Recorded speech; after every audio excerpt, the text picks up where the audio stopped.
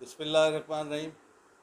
السلام علیکم ناظرین، میں سید سہیل قمر اپنے یوٹیوب چینل قمر نامہ سے آپ کو خوش آمدید کہتا ہوں۔ ناظرین، یوکرین اور روس کی جنگ کو 119 دن ہو چکے ہیں۔ اب جبکہ یہ جنگ جاری تھی تو اسی درمیان میں کچھ اور ملکوں کے درمیان جنگوں کے محاذ کھل چکے ہیں، مثلاً چائنا اور تائیوان، اور چائنا اور امریکہ، اور ایران اسرائیل، اور کہہ سکتے ہیں کہ پاکستان اور بھارت بھی کئی جھڑپیں ہو چکی ہیں اس درمیان میں۔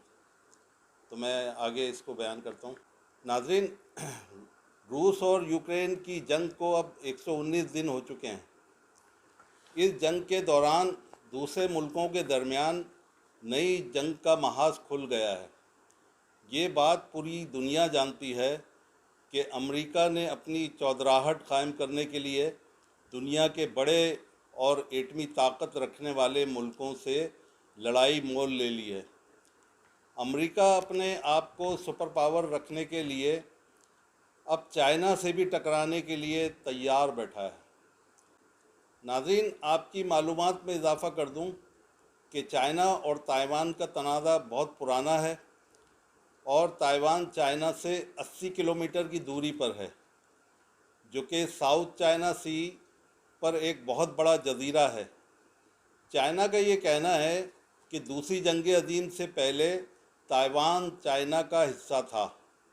بقول چائنا کے، امریکہ نے تائیوان پر اپنا قبضہ جما لیا تھا دوسری جنگ عظیم کے بعد، اور تائیوان کو سپورٹ کر کے اور حکومت کو خرید لیا اور اپنے بیسز وہاں قائم کر دیے، اور تائیوان کو اپنی ایک طرح سے اپنے ہاتھ میں لے لیا، جو کہ وہ یہ چاہتا تھا کہ چائنا کے خلاف یہ چائنا کے نزدیک آ کر وہاں پر اس کو تائیوان کو استعمال کرے گا، کیونکہ یہ پراکسی وار لڑنے کا ماہر ہے، اپنے ملکوں پہ کوئی جنگ مسلط نہیں کرتا ہے۔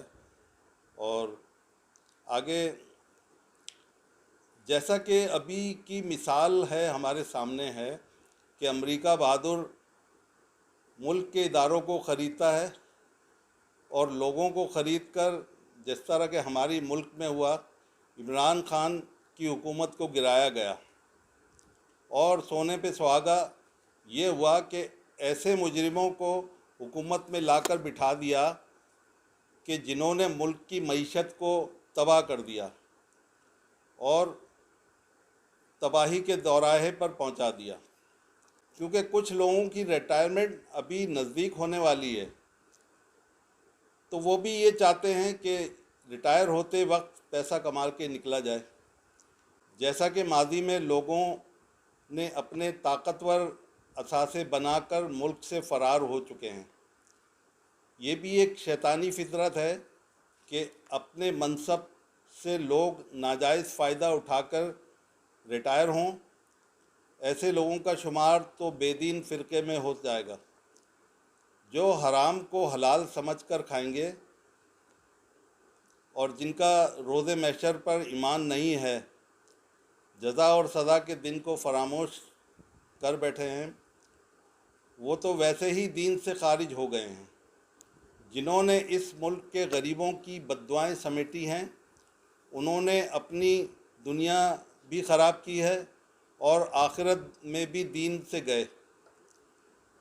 ایسے لوگوں کا نام سیاہ حروفوں میں لکھا جائے گا اور تاریخ انہیں کبھی معاف نہیں کرے گی۔ خیر صاحب، امریکہ نے تائیوان کو سپورٹ کیا اور اپنے فوجی اڈے بنا لیے تائیوان پر، اور اپنی فوج بھی وہاں بٹھا دی، اور تائیوان کی فوج کو ٹریننگ دی اور اپنے جدید ہتھیار اس کو دیے، اور F-16 طیارے سے لے کر بہت ہی لیٹسٹ طیارے اس کو دیے، اور ابھی تک اس کی فوج وہاں پر قابض ہے۔ حالانکہ چائنا کے نزدیک آ کر چائنا پر نظر رکھنا چاہتا تھا. یہ پھر سے کریں. اور اپنی فوج بھی وہاں پر رکھی ہے.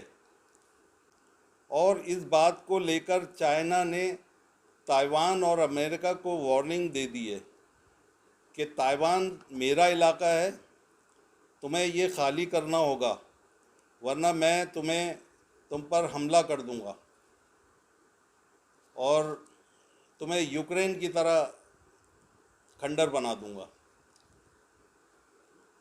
ناظرین،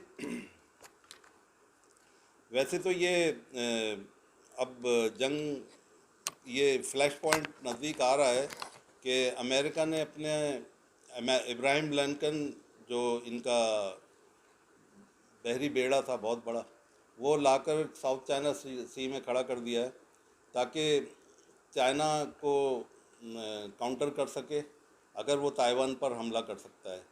تو یعنی ایک فلیش پوائنٹ جو ہے دونوں کے درمیان ہے، چائنا اور امریکہ کے درمیان، کہ وہ کسی بھی وقت جو ہے وہ چنگاری نکل سکتی ہے.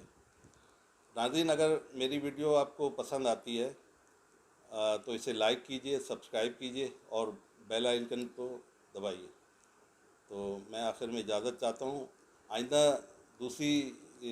آئندہ آنے والی ویڈیو میں چائنا اور امریکہ کے کانفلکٹ جس میں تائیوان درمیان میں ہے وہ میں آپ سے بتاؤں گا کہ آگے اپڈیٹس جو بھی ہوں گی وہ میں آپ کو یہ جنگ کے بارے میں بھی بتاؤں گا.